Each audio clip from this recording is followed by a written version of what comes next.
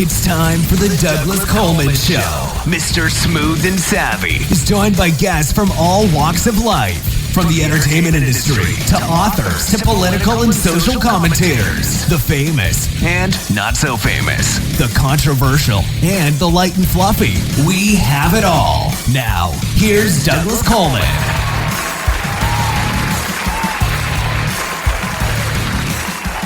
Heidi, heidi, ho, hey, hey, hey.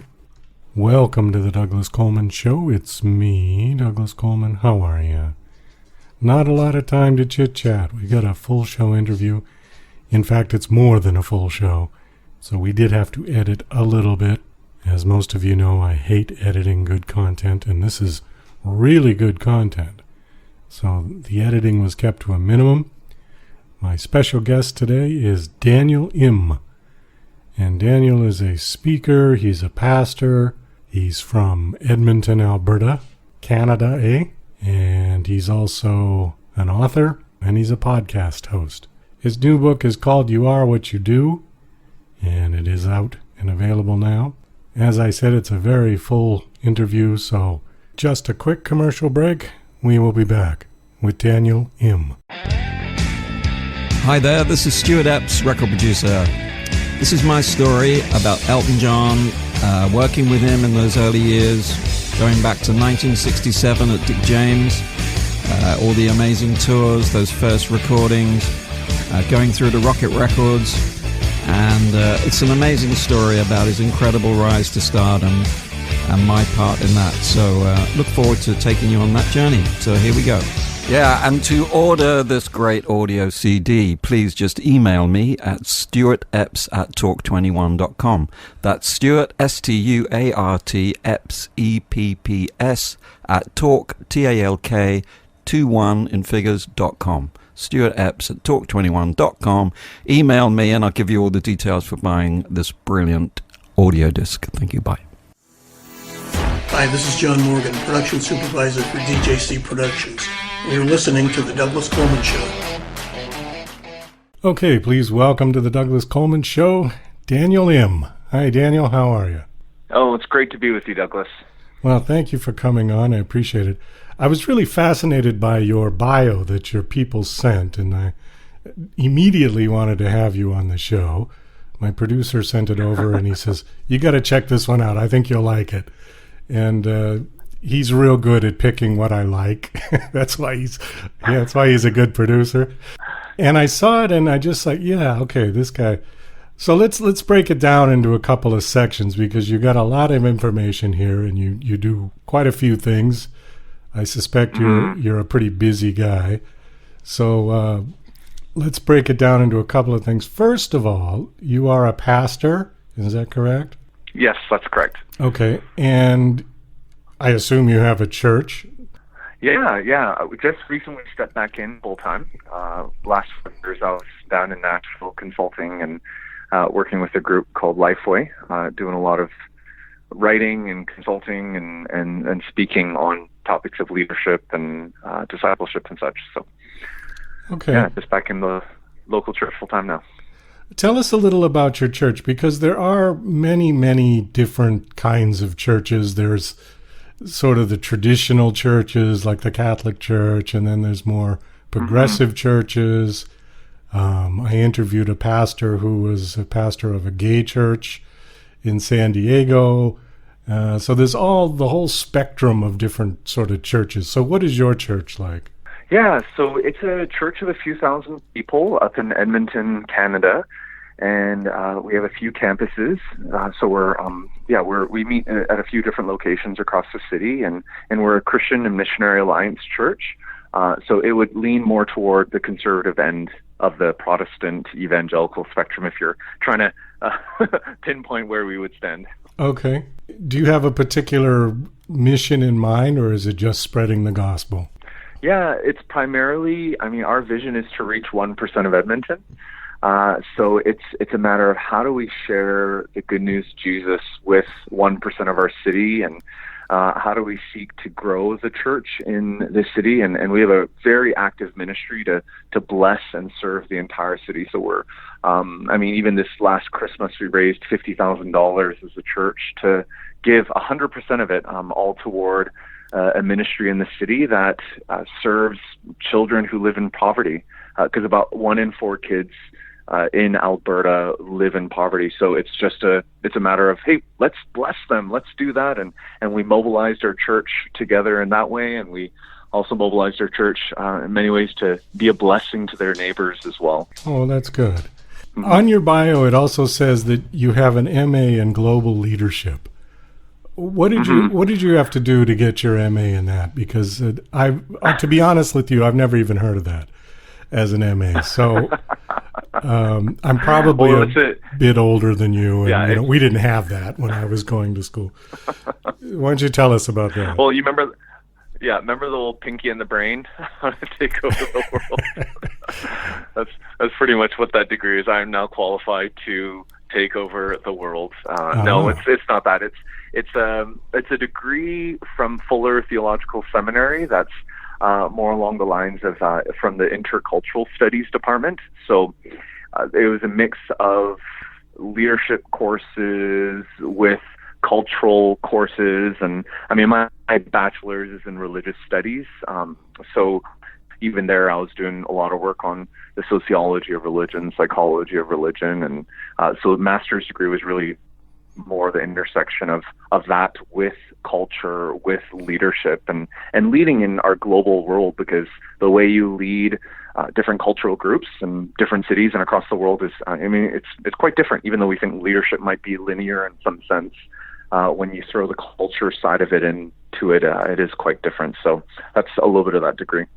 I don't want to get too heavy into religion, because that tends to not be a real interesting topic for a radio show, but I did want to ask you one question that can sort of apply to the world as it is right now. How important is religion in our society now, in our modern day society? Yeah, it's interesting, because when you think about in society as a whole, regardless of where you might stand on that spectrum, it definitely does answer the questions that our souls are longing for, and that those questions of meaning, those questions of relationships and intimacy, and those questions of destiny. So when you think about it from that perspective, it's interesting, because some people say, "Oh, I don't believe in any religion," and other people are like, "Oh no, I believe in this one." And what's interesting is those who lean a little bit more on the non-religious spectrum, what's interesting is they actually are living their lives according to some framework and some mindset that may not be within a box that a particular religion might be a part of. But it is interesting how every single one of us as humans, we all make decisions according to some framework of beliefs and non-beliefs. So that's kind of what I'd say in terms of the appeal of that for all of us. I think the media might have somewhat to blame for showing basically the bad side of religion. And I mean all of the religions, not just Christianity. You know, they're very quick to point out the radical Muslims. They're very quick to point out the extreme Christian conservatives who are homophobic, the Catholic Church and the sex abuse scandals, and all of these things are blasted over the media, and all we tend to see are the negative sides of religion, and we rarely see the positive sides. And why do you suppose that the media is so hell-bent on creating such a negative image of religion?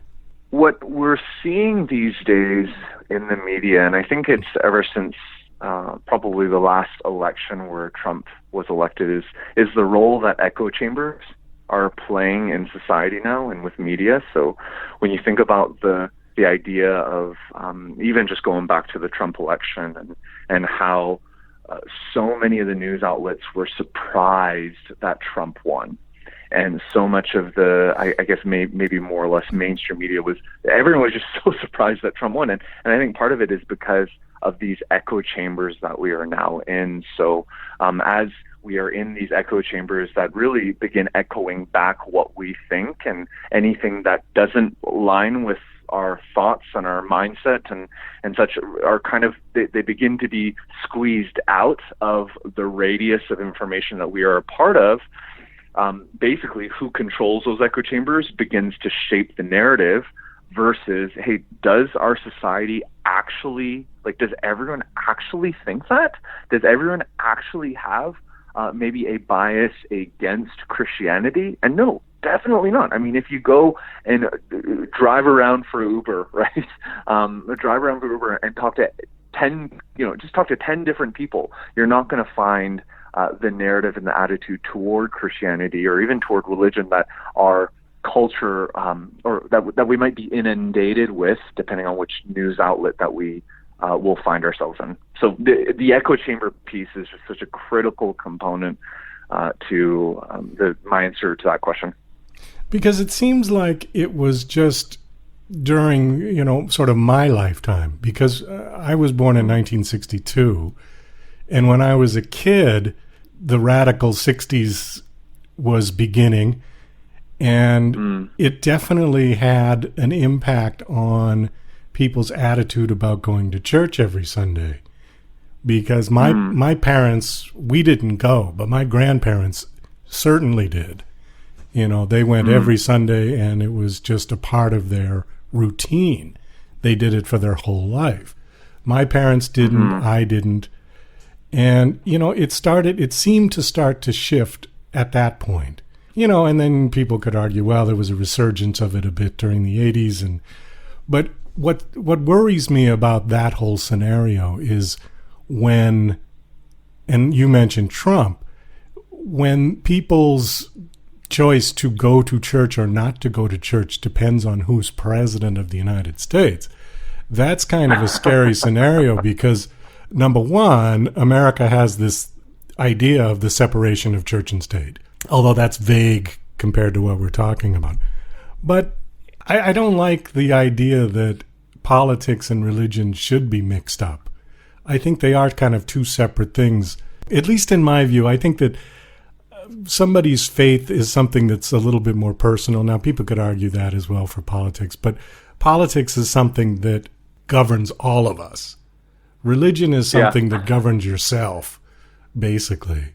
And Douglas, I love this. I love this because I know some people like to shy away from religion and politics, and what's really interesting is I'm a Canadian, lived in Nashville the last 5 years, and I've lived overseas in Korea as well. I was born and raised in Vancouver, up in Canada. So it's the perspective, and even with my master's education, those who are part of my program, I mean, it was very much of a globally minded, global students oriented program as well.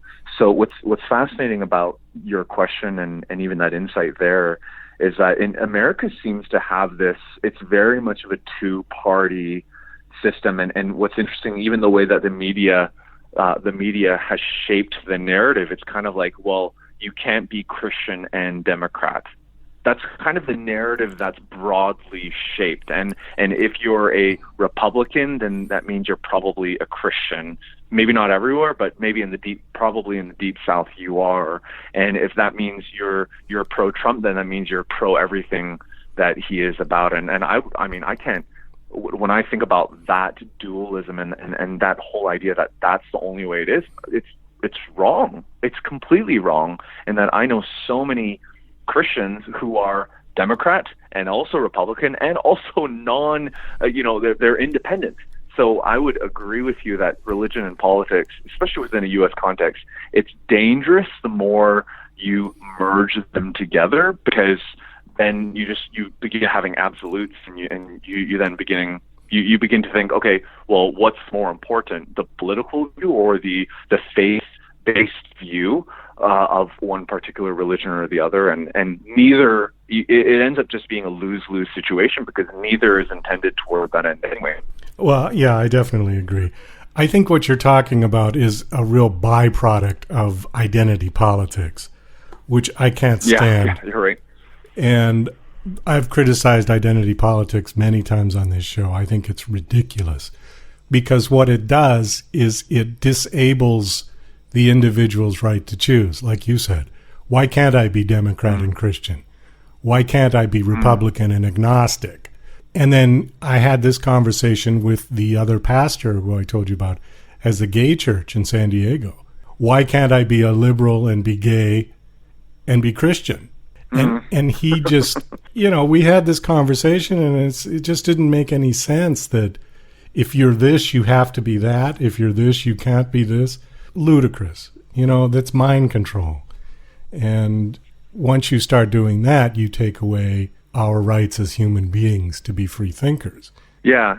And what's so interesting about that is even when you think about the gig economy and the way that, it's in 2019, it was like 35% of the American workforce is a part of this gig economy. This idea that people are getting paid, they're self-employed in a part-time or a full-time capacity, getting paid for their time, skills, possessions, or expertise. So if you think that, that's like 57 million Americans that are a part of this gig economy. So when we're talking about politics right now, we're talking about religion, but even when you think of the shift in work, it's like this is such a part of the what society is like, and as we're a part of this culture and this society, it's just so affecting us on all these different fronts. Well, that's a good segue, because I was going to go there. Explain to people what a gig economy is, because not everybody knows that term. I think it means self-employed, but yeah, is that really what it is? Yeah. Yeah, famously, it's, are you playing a gig, right? There's that whole band where we got hired for a gig. A gig, right. But the gig economy, yeah, and the gig economy, really, broadly speaking, it is about self-employment in a part-time or a full-time capacity, where you're essentially getting paid for your time, skills, possessions, or expertise. So famously, not even famously, popularity-wise, it's grown more into the mainstream because you have apps like Uber, or you can order food using DoorDash, or you can sleep at an Airbnb, and you have these apps. You can sell things on Facebook Marketplace, and it's now become so much easier to be self-employed in a part-time or a full-time capacity because of apps like this. But it's not necessarily just, the gig economy isn't necessarily just driven by that, because if you think about those who are cutting your hair, or anyone who's a 1099 worker, an individual, a contractor, independent contractor, or even the person who mows your lawn, or the babysitter, all these individuals are also part of the gig economy as well. So, bring that up just because it's ramped up so significantly in the last few years. Well, the internet created all of that. That's fairly obvious, because I'm a musician and have been for my whole life. But the music industry, when the internet came along, was turned upside down. And the music industry no longer resembles what it was when I was 18 and 19 years old. Not even close. Mm-hmm. So the internet has enabled this whole new world of people doing stuff online. It was a show a couple of weeks ago, and the example I brought up, where I saw these kids in Cambodia, and they were just poor farm kids, and they were out there with a GoPro camera filming themselves hunting birds and fish for their dinner, and they were getting thousands of YouTube followers and views, and they're making money on this deal. And I thought, well, isn't that great? These kids can do something, like that and have fun and make money. And that wouldn't have been possible before. Nobody would have even known what they did, or that they existed at all. So that's the wonderful side of it. The bad side of it is that when you started to read through the comments for these kids, you had these sort of militant vegan people on there saying, oh, you shouldn't be killing birds. Oh, you shouldn't be killing fish. That's so bad.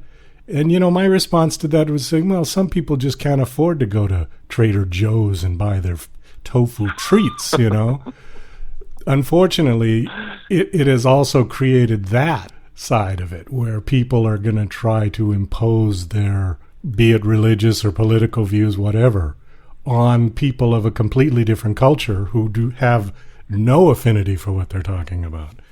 So it's good and bad, you know. I think technology is a double-edged sword. I don't think man has quite caught up to it yet. I don't think we're digesting everything that we're seeing on the internet. It's too fast. Yeah, the speed is incredible. I mean, even if you think about it, 68% of all gig workers surveyed joined in the last 5 years. I mean, I believe that. That's yeah. And trends.google.com, Douglas. I mean, I don't know if last time you've been on that site, but for your listeners, trends.google.com is incredible because you can see real time what people are searching globally. And what's fascinating is just the one search term, gig economy. I mean, if you look at how it's been searched globally in the last 5-6 years, it has just skyrocketed. And actually, Singapore is the number one country that this term is being searched in. So wow. I love your example about Cambodia because it is a global phenomenon how work has changed. So what do you think? Good or bad or both? I think it's neutral. I don't see any negative when it comes to the gig economy because now it's actually produced a lot more freedom and flexibility in the sense of how we spend our time and how we can make money. We're not necessarily tied down to a 9 to 5. Now, I'm not anti 9 to 5. I've just gone back to a full-time 9 to 5 in a sense, but I do have my side hustles, even the podcast I do with my wife and my writing, my books. I mean, all that stuff is the side hustle. So I don't necessarily think there's a negative per se, but when the freedom and flexibility become more important than our family, when freedom and flexibility become more important, and the pursuit of freedom and flexibility become more important than our faith and our relationships around us, and contributing to being a blessing in our neighborhoods as well, and being a good neighbor and citizen. I mean, when that trumps everything else, that's when I think the pursuit of it becomes dangerous. Well, that's well put. Yeah, I think that there is a point where one should just turn off their phone and yes. do something for real, even if it's only for a couple of hours a day, like talk to somebody face to face or touch something, pet the dog, cook a meal from scratch, anything like that has, real human senses working, I think is a positive thing for people. Now, see, even at somebody my age, we are sort of, and I won't speak for everybody, I'll just say I still am fascinated by watching the 15 to 20-year-olds glued to their phone. Now, see, I still am of the one who just uses the phone as a phone, but I do, check emails and I look at the stock market and look at news and things like that. But if I want to do anything serious, the screen's just too damn small for me. I need a full-size monitor, and a laptop computer and something that I can actually look at that's full-size. I can't read 20 pages on a phone. Just my eyes go buggy, it just can't do it. I'm very, very naive when it comes to all the various apps on the phone. But, much better at Windows 10. But so even I'm glad you didn't bring up Windows 95. Oh, God.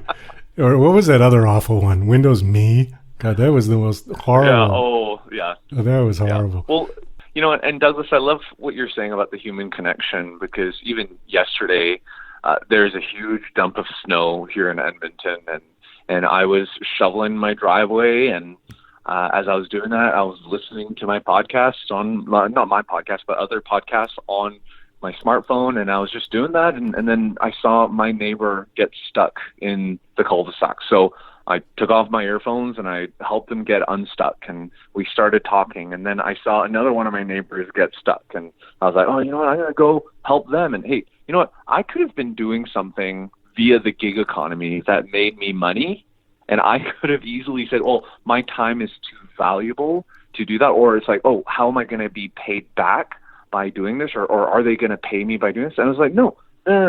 Put the gig economy aside. I love the gig economy, but let's sometimes put it to the side and just be a good neighbor and love our neighbors and serve them, not to be served or not so that they can scratch our backs. I mean, this is what Jesus was all about. I mean, he said, I came not to be served, but to serve. So that's what I wanted to do. And I started helping this lady, and then another neighbor came out, and then another neighbor was walking by, and they came out. I only knew one of these guys. And then another person came out of the woodworks, and I was like, hey, this is really the Canadian thing to do, eh?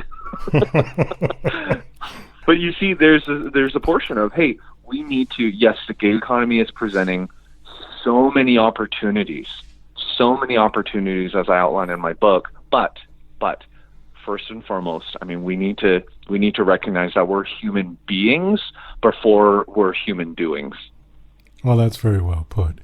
It reminded me of something that JFK said about ask not what your country can do for you, but ask what you can do for your country. And oh, yes, love that. You know, that says it all. Just like, what did you say about Jesus? Tell me that one again. Yeah, that he came not to be served, but to serve. Oh, not to be served. It's the same idea, right? Same. Yeah. Exactly. Mm-hmm. Okay, let's switch gears a little bit. Tell me a little bit about your podcast. You said you have a podcast with your wife. What do you guys talk about? Yeah, so it's called like my last name, Im. So it's the In Between podcast. And we focus on, yeah, I know, it's cute. One of the times my last name has become useful.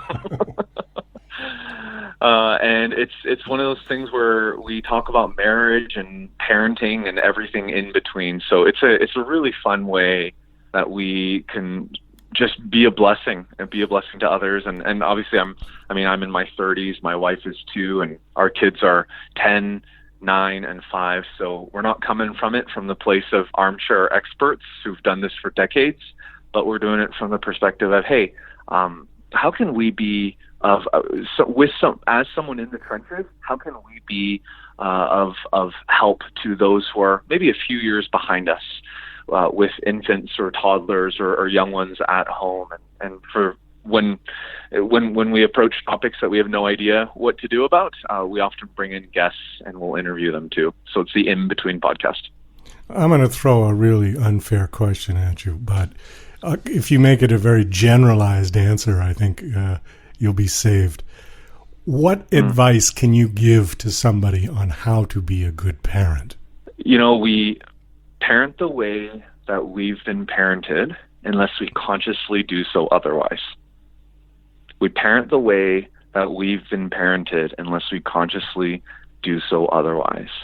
So if you think about anything that I talk about on that podcast or one of the chapters in my new book, it broaches the lie that you are who you raise, right? The idea of the parenting side and how oftentimes we make our children's success our success and their failure is our failure. And we actually, it's all rooted out of pride and a narcissistic attitude toward parenting that we would then approach. But honestly, if you're to kind of generalize it, it really is a sense of, hey, we often parent the way that we've been parented unless we consciously do so otherwise. So how do we approach parenting from the perspective of intentionality and also from the perspective that, hey, we can't shape our children into our own image, and we can't use our children to somehow mitigate or deal with the shame and guilt of our past.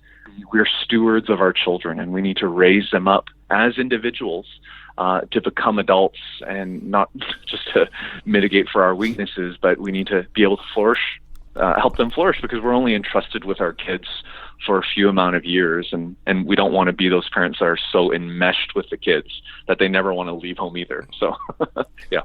Well, I think it's a real balancing act. I think it's a balance between too much parenting and not enough parenting. And the only advice that I would give is the best thing you can do for your kid is to build their self-confidence. Yeah. And you have to put your own personal interests aside, because I'll just give you an example with my parents. My parents were good people. They certainly tried. But particularly my mother showed zero interest in my music endeavors and my passion for it.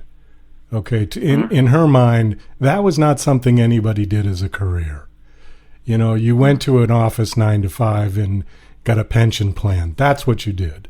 Okay, you didn't go play in little clubs in New York City and try to make it. And that's not what you do.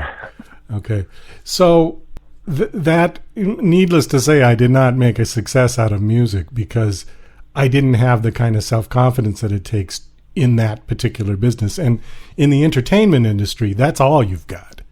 As long as you've got your self-confidence, that would trump any talent that you might lack. I mean, you have to have some talent.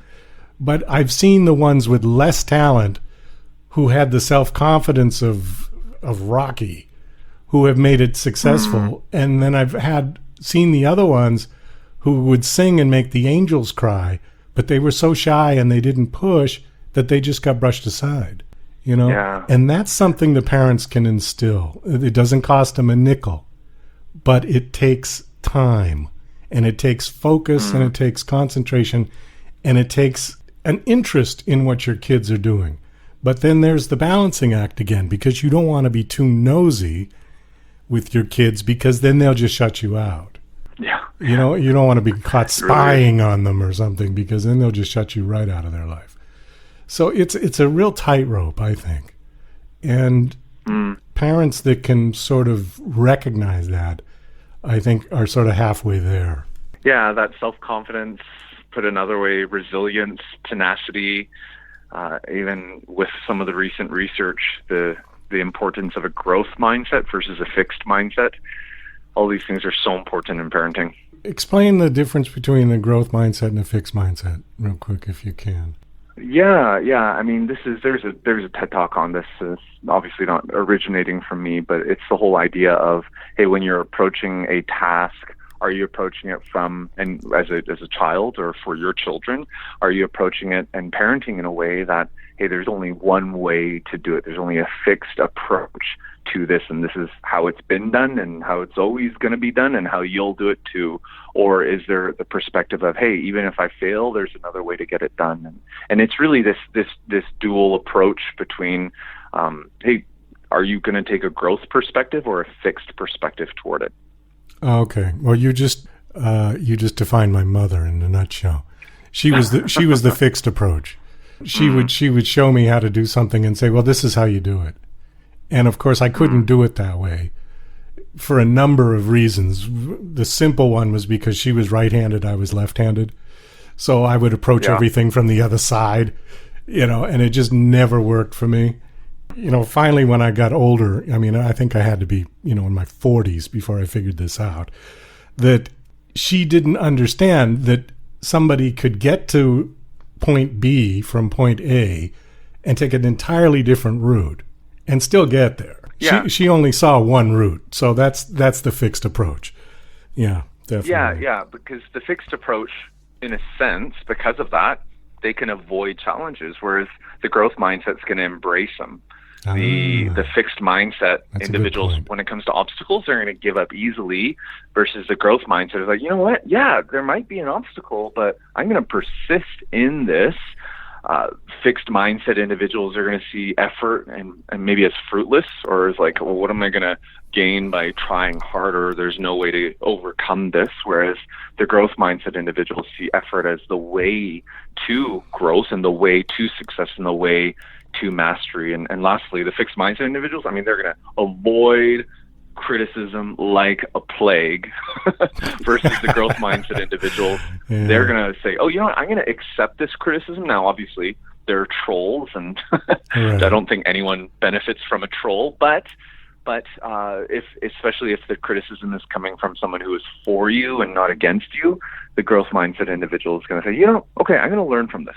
That reminds me of Thomas Edison when he said he failed the first 2,000 times to make a light bulb.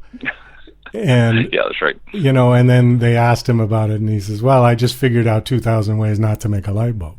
And then he finally got it right. So obviously he was not of the fixed mindset, or he would have never made a light bulb. And we'd probably all be sitting in the dark, or somebody else would have invented it. Yes, correct. Yeah. And we wouldn't have those cool Edison light bulbs that you find at hipster coffee shops now. Yeah, well, exactly. Now look where the light bulb is gone, you know? Now it's LED and all kinds of crazy stuff. You are here to promote a book, right? So let's get to your book. Your book is called You Are What You Do. Why don't you tell us a little bit about that? I did read through this, and it said something about 7 lies that we believe. Yeah. Okay, tell us about that. Yeah, well, depending on where you're coming from, you might think, yeah, Daniel, yeah, I am what I do. And there might be a portion of your listeners who are like, what? No way, I am not what I do. And just to be super clear, the subtitle is And 6 Other Lies About Work, Life, and Love. So I really address this notion that you are what you do is one of the 7 lies that the gig economy has ushered into our day. Like I said, the 35% of the American workforce, 35% of the American workforce is a part of the gig economy. But, that's just those who are working in it. If you're not working in the gig economy, you are funding the gig economy because you've probably taken an Uber or slept at an Airbnb or got your hair cut or hired a contractor to do some work in your house or a consultant or whatnot, right? So whether we're working in the gig economy or funding the gig economy, this has really become the new normal, and it's shaping the way that we approach work, life, and love. So in the book, I address 7 ways that the gig economy has really changed things in how we view ourselves, like you are what you do, or another lie like, hey, you are what you experience, or you are who you know, or you are who you raise, or you are your past. So lies like these have really risen to the surface because of the prevalence of the gig economy. Okay, I have them in front of me here, so I'm just going to read them off real fast. You are what you do. You are what you experience. You are who you know. You are what you know. You are what you own. You are who you raise. You are your past. So if all of those are lies, if you're saying in your book that all of those are lies, then exactly who are we? Now, okay, point of clarification. All right. These are half-truths. Half-truths, okay. So, yes, half-truths. So they're not necessarily negative in and of themselves, but when we build our lives solely on these premises, they actually end up leading to a life that I don't think any of us actually want. Yet our culture is saying, hey, live like this. You are what you experience. So if you didn't go take the Instagram photo and post it, then it didn't actually happen. Is a lie that many young individuals believe, or even Douglas. Here's the crazy thing about that. For example, Iceland. Like when I was a kid, when you were a kid, did you ever talk about going to Iceland, or did anyone ever talk about going to Iceland? Not that I can remember, no. Yeah, it was like, let's go to Hawaii, right? Or let's go to Mexico, or Iceland. Yet, if you think about the last 5 to 10 years, so many more people want to go to Iceland. Why? Because the tourism industry of Iceland has leveraged this lie that we believe we are what we experience. So they have actually poured money, so much money into Instagram and into influencer marketing, so that when you open up Instagram, it's highly likely that you or one of your friends or someone that you are connected with is in Iceland enjoying the pools and everything that the country has to offer. And it's actually this experience that we are now driving toward, this experience economy in a sense, that is driving that side. So it's so fascinating to see the way that these lies are just kind of, they're embedded in the surface of who we are and what we do and how we view culture and society now. Well, bully for Iceland, but it doesn't impress me as any place that I want to go, particularly not in the middle of winter. Yeah. And I think you being from Edmonton, you probably have had enough of snow and ice for most of your time. So, Iceland probably wouldn't be high on the priority list of places to go. But, well, okay. So I'm still going to go back to my question then. So what exactly should we be, I'll rephrase it though. What exactly should we be pursuing? If it's not that, then, there's so many cliches. Do we follow our heart? Do we follow our dreams? Do we, take a page out of the New Yorker and say, oh yeah, that's how I want to be, and wear those clothes? I mean, what do we do? Yeah. So honestly, doing, and this goes to the whole title of the book, and even as you listed the 7 lies, I'm sure your listeners are thinking, oh yeah, well, I believe that one, or I've believed all 7, just speaking for myself. And, well, sure, I do. And I don't know how many times. Yeah. I don't know how many times I've believed that I am what I do, and that when I do something great, I'm like, man, this is a badge of honor. This is a status symbol. This is the way. I've made it, or I've not made it, and our sense of meaning and significance just gets tied up into each and every one of these lies, right? What we do, what we experience, our relationships, our knowledge, our stuff, our children, and our past, and all these lies have unintended consequences, because here, let me just break it out really quickly, because a life of doing leads to a life of worrying. A life of experiences leads to a life of comparison. A life seeking acceptance from others leads to a loss of self. A life focused on the pursuit of knowledge leads to a life of despair. A life amassing stuff leads to a life of imprisonment. A life that revolves around your children leads to a life of narcissism, and a life lived in the past ultimately leads to a life of regret and pain. So what I wanted to do in the book was show what living according to these lies ultimately leads to, and what the truth on the other side actually is. You said that you've done a lot of traveling in your life. I have been fortunate enough to do a lot of traveling myself. And one of the things that I have noticed when I've been traveling out of the United States is that Americans are particularly obsessed with the you are what you do part of that, the first one in your list. Yes. When I've gone to Europe, people, when you meet Europeans for the first time, that isn't the first question they ask you. But in America, it most often is. And I always found that interesting. America, oh, what do you do for a living? What do you do for work? Europeans don't ask that. They say, oh, how are you? Where do you come from? Oh, nice day today. What did you have for lunch? Those are the kind of questions you get. And it's just a totally different mindset. And I find it interesting that you said Singapore was like the hub of the gig economy, but Singapore I've been to Singapore, and it's a beautiful city, but it's certainly the epicenter of capitalism for Southeast Asia. So obviously the people working there are going to be really working and only have, money and that in mind. Awful lot of Mercedes and BMWs driving around on that little island. And there's a lot of money there. And then I think it was funny, I was looking at some of the real estate ads, and, like for a studio apartment is about $7,000 a month or something like that. It's just outrageous. More expensive than New York. Yeah. Oh, yeah, much more so. So the takeaway from all of this is what?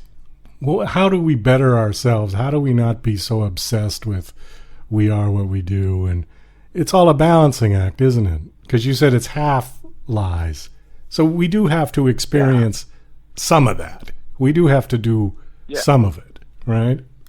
Yeah, no, for sure. And I'm not saying go live in a hole and become a Luddite and burn everything you have and be a minimalist. And I'm not saying the anti of all of these things at all. But I just wonder what would happen, Douglas, if we actually live our lives, not necessarily just going through the motions, but we asked the hard questions, and we asked questions about faith, and we asked questions about what our lives will look like 10 years from now, 20 years from now, if we keep on going the trajectory that we're going. Honestly, and this is why, the core promise, and I think it's an empty promise that the gig economy promises and tries to allude to, is that, hey, by following me, you're going to live a life of ultimate control and ultimate freedom and flexibility. That's the core premise and empty lie of the gig economy. And these 7 lies that I illustrate in the book are just really an outflowing of each of that core lie. But here's the thing. If that is true, and if ultimately the gig economy and all these lies, building our lives upon them, will lead to not what we think, it's not going to lead to the very things that we think, then how are we going to find true rest? How are we going to find freedom and that? And for me, I love what Jesus says. He says, come to me, all you who are weary and burdened, and I will give you rest. Take up my yoke and learn from me, because I am lowly and humble in heart, and you will find rest for your souls. For my yoke is easy and my burden is light. What I hear from that is not follow me and you're going to have the best life ever, or follow me and you're going to have political power, or follow me and you're going to, that's not what I hear from this. What I hear from this, what Jesus says here is, hey, actually you'll find rest. You'll find rest, and you'll find truth, and you'll find freedom when we take a step at a time toward Jesus. So that's, I guess that's what the truth on the other side would be. What about the Dalai Lama? What about that idea? I mean, Buddhism sort of speaks on the same plane as Jesus, just maybe from a different perspective. But I think they all kind of try to get to the same place. The Dalai Lama always is laughing, and he's always talking about it's up to you. See, this is the one difference between Buddhism and Christianity that I've noticed, is that Buddhism leaves it up to you to figure it out. Christianity tends to spell it out for you. And I don't know which way is better. I mean, I think they both have their merits. I'm not judging either one, but I was on a plane from Bangkok once to, I think I was going to Chicago, and it was a long flight. And in Thailand, they have, instead of the Gideon's Bible at the hotel, they have the Book of Buddhism, which they want you to steal. So I took it, and that's the book I read all the way on this long flight going back to Chicago. And it was interesting because the Buddha gave all these different examples of, just one that I remember about, there's 3 different levels of anger that men have. And the first level is your anger is written in stone, which takes years and years of rain to wash it out. And then there's the anger that's written in sand, which is there for a while, but the wind blows and then your anger's gone. And he said the man who is at the highest level of consciousness is the one who can write his anger in water. And that stuck in my head for some reason, because it was just a very childlike example. Pretty much anybody could understand. You know, you write it in water, when anybody has written their name with their finger in water, it's there for an instant, you know? It's there for an instant and it's gone. So, Douglas, I love that. I love that idea. I love even that image of writing in water and the parable from that. And for me, my mom grew up in a Buddhist family, and I mean, being Korean, I mean, there's a lot of Confucianistic and Taoist elements that I'm very familiar with and grew up with. And even as a university student, I mean, my undergraduate was in religious studies, so I studied Islam and Buddhism and secularism. I mean, I all aspects. You name the religion, right? I mean, I had to study it, and I walked into, what that belief system leads to. And honestly, here's the one thing that I noticed, a big difference, going to your example of Buddhism and Christianity, a really big difference I noticed was, for Buddhism, it was like, in order to reach truth and freedom and enlightenment, it was up to you. Right. And it was up to what you did and what you didn't do and your efforts. Whereas with Christianity, Jesus actually says, it's up to me, it's not up to you. So if you want to experience truth and freedom, you don't actually have to do this long list of things to achieve it, to hopefully achieve it maybe one day, but you'll never really know until you're dead. What Jesus says is, hey, I've actually achieved I've achieved the truth for you. I've achieved freedom for you. All you have to do is follow me. And that's why you see so much about Jesus' life in the Bible about, hey, come and follow me. Just come and follow me. It's a step at a time, not necessarily where you have everything all together overnight. I mean, no one does. That's a bag of lies if anyone says that, but it's the whole idea of, hey, how do you follow Jesus one step at a time, knowing that he's accomplished it for us? So that's what I would say would be one of the biggest differences. I always thought that Buddhism and Christianity sprouted in the wrong places on earth. Buddhism is more adapted to Western thinking and Western culture. Christianity seems to be more adapted to Eastern culture. Imagine if China and all of the Orient grew up with the philosophies of Christianity, and if Europe and the New World grew up with the philosophies of Buddhism. You think about it, because this idea of man is an individual, man has his own destiny to create, versus for the common good. And you are not an individual, you're only as good as part of the collective. You're only the weakest link in the chain, sort of thing. You know, imagine if they were switched around, how things would be different. That's a fascinating thought. I've never really thought about it that way. We'll definitely have to follow that line and think through the implications of that.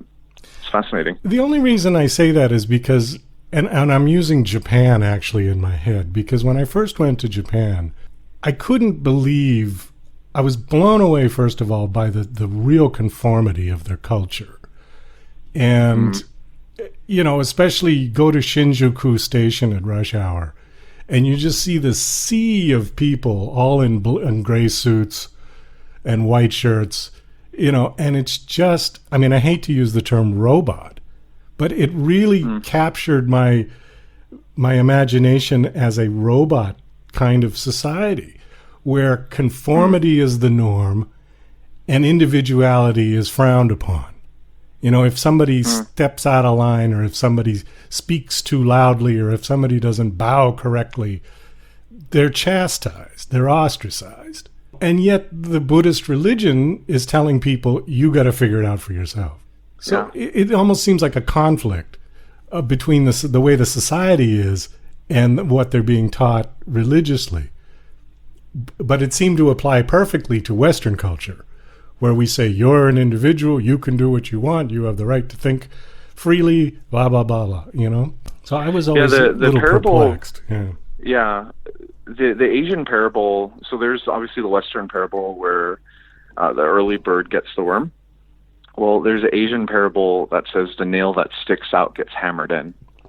I like that. Yeah. Okay. So when you think about the difference, I'd say, and if what's fascinating is there's this thing called the Hofstede Insights, and the Hofstede Insights actually compares country to country as it relates to individualism and collectivism and so many different aspects of what governs and guides and shapes a people group.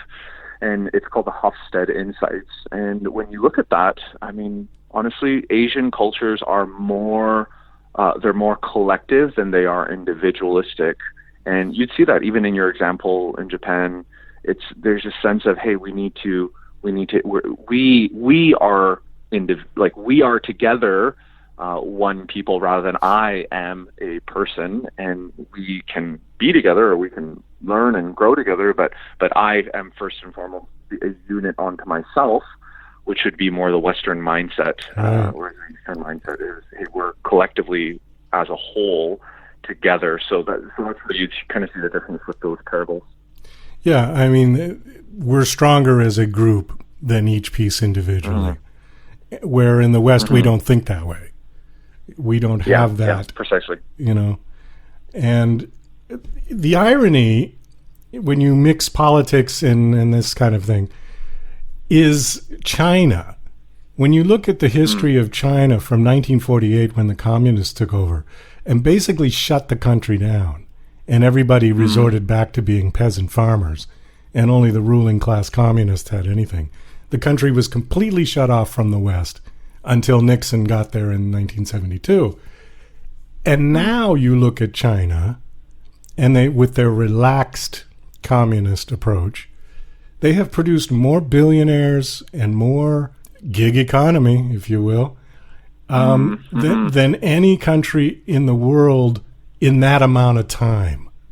because they had like 50 years to catch up from being under this, iron fist of hardline communism. I mean, the Chinese are absolutely the best capitalists on the planet. I don't think there's any disputing that. It's interesting when you start looking at the ones that came to the West, and particularly in the United States, how well they've done, simply because if you take them from that collective mindset, like you said, the nail that sticks out gets hammered in, and they come to the United States, and here's all this opportunity. All we got to do is work hard, and it was like, I can see why they have done as well as they've done in the Western culture. So this might be a sort of pitch for globalism. However, the problem with globalism, in my opinion, is it's just like socialism on a world scale. Who gets to decide? You know what I mean? Who gets to decide the rules? The power dynamic is who is in power, who is, even when globally you have multiple countries come to the table, who is in control, who has the power, and I mean that's present even within countries. Even if you think about Japan, and it's like, who has the power at a board table? Well, it's the person who's the oldest. It's the person who has the most experience. It's the person who is highest up in the company. Whereas within more of a Western context, who is the guy with the most power? Well, it's the person with the best idea. It's the person with the most hustle. It's the person with the most privilege, right? So, and talking about privilege, let's talk about India, for example, with the caste system. Who has the power, right? It doesn't matter if you have a good idea or not. What family are you from? Right. Where were you born? What's your bloodline? Right. So exactly. There was an interesting example of that too. I don't know if you saw it, but there was a kind of a ceremony when Trump did his phase 1 China trade deal, and they were, thanking everybody, and it was actually the signing of the thing. And Trump got up first and he spoke, and then he introduced all the people that were involved in it, all of his cabinet members, and everybody got up and spoke and did this. And then it was the time for the Chinese to speak. And the guy who was, I think, the Minister of Trade or whatever his title was, got up and just read a letter from President Xi because President Xi wasn't there. And I just looked at that and I thought, yeah, well, guess who's supreme leader power in that country? He didn't even want to speak on his own, and give his own opinion. He just read what President Xi had to say. And I thought, yep, there it is right there. There's the difference between East and West right there. Yeah. Even though they signed this piece of paper together, just the way that they did that, where he wasn't going to be the nail that stuck out. That's for sure. I love that. Thank you for telling me that one. That one's great. I really enjoy that. Awesome. You know what, Daniel? We have just blew through the whole hour of the show, and we got to wrap it up. Thank you so much for coming on. Let me just reiterate, my guest is Daniel Im, and his book is called You Are What You Do. Is it out now on Amazon and all those places where people can buy it? Yeah, Amazon and wherever you want to go. DanielM.com/UR is, you can see more information about the book too, but wherever you buy books, you can find it. Super. Well, thank you again for coming on. This was a great conversation. I thoroughly enjoyed myself. And I'm writing down that about the nail because I think that's beautiful. Oh, that's wonderful. Thanks, Douglas. It was a pleasure. Well, that's about all the time we've got for the show today. I want to thank my special guest, Daniel Im. Thank you very much, Daniel. It was a pleasure speaking with you. This is Douglas Coleman saying I'll see ya